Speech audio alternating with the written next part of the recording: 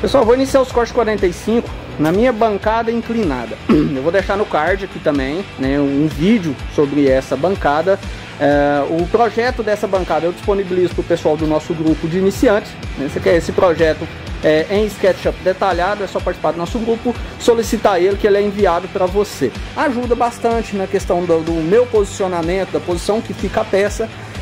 Então a gente vai estar fazendo neste vídeo.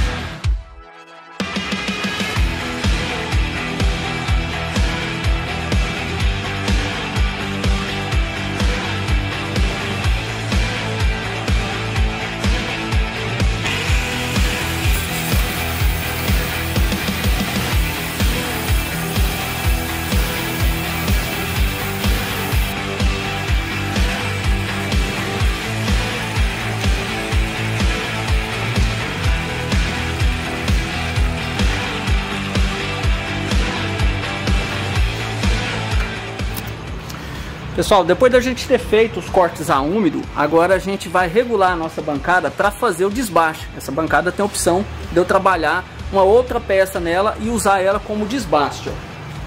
Vou abaixar ela.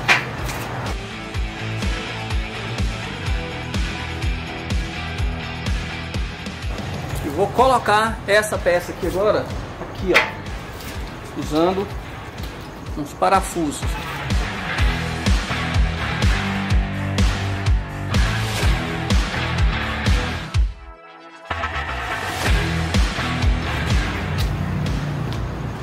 Observou? Agora, quanto mais eu descer essa peça de trás, mais ela vai puxar a peça para frente. Mas nessa posição, para mim, pro desbaste, já está confortável. Como eu falei, isso aqui é indicado se você tiver muitas dessas peças para desbastar. E a peça grande.